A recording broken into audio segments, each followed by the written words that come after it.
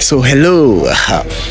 What I'll be sharing today is very unpopular, but stay with me because I believe that if we can live with this concept, we will have a better society, a happier society. The concept I'm about to share, I strongly believe that it will make a better society. But before I share it, let me tell you a story of something that happened to me. This was I think back 2016 17 or thereabout, when I was still in the university here at American University of Nigeria. Now I had an 8 a.m. class that fateful morning. And if you are an AUN student or you were an AUN student, you know what it means to have an 8 a.m. class and then you are coming from town.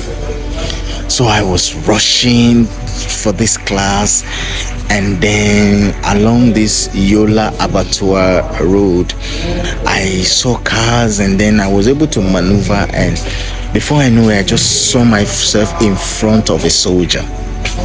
And then he was like, "Why are you rushing like this?" So I apologized. I said, "I'm so sorry. I have an 8 a.m. class and I need to rush." So he told me something. Wow.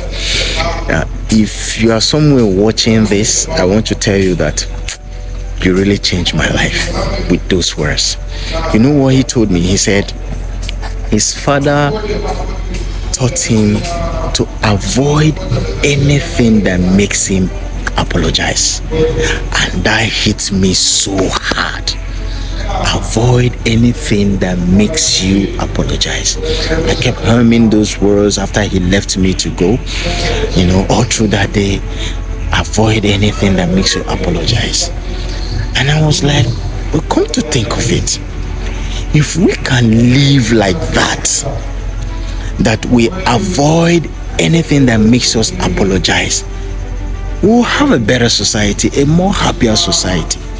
Why? Because having that kind of mindset means you will become more thoughtful, you will become more careful, you take more responsibility of your actions. You don't just do things because when you apologize, the other person is obligated to accept your apology. And as a result of that, we leave people broken.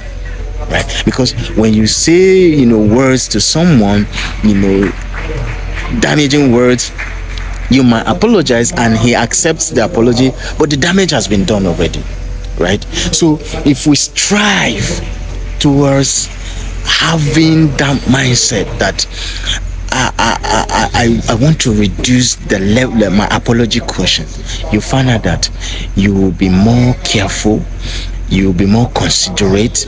So sometimes what you want to do might not be convenient. For example, you give someone a promise. Keeping that promise might not be easy, but you have to keep to your word. Not that, after all, I can just apologize at the end of the day. People do like that, and then carelessly they just hurt people around. They break promises. They fail to keep to your word just because they can use that phrase, "I am sorry." Right?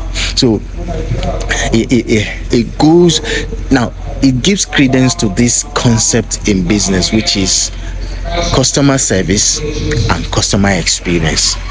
And what customer service is your regular, welcome sir, you show courtesy, thank you for your patronage and all of that. But customer experience goes beyond that. So for example, if you're running a hotel business, so customer service will be, you open the door for the person, thank you for your patronage and all of that. But customer experience, you go extra mile to research a little bit about this person. What does he like?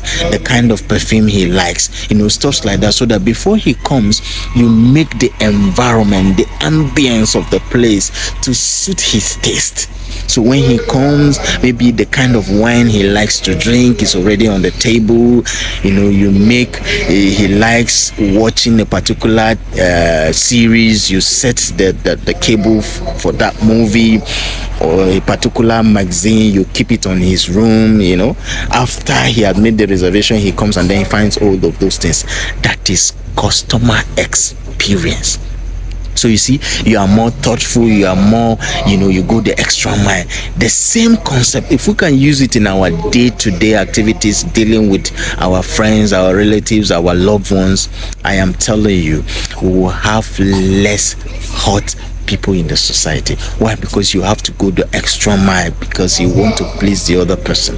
Sometimes it will not be convenient, but you still do it anyway, because you are striving towards having to avoid apologizing. Of course, there are some circumstances whereby it becomes, you know, beyond our power. That's understandable. But when it is in our power, we just do what is right, because we want to make the other person happy. Now, if you have not heard anything from me from this video, please, I want you to go with this. I don't know who said it, but it goes in line with it, and it goes this way: the best form of apology is a changed behavior. See you in the next video.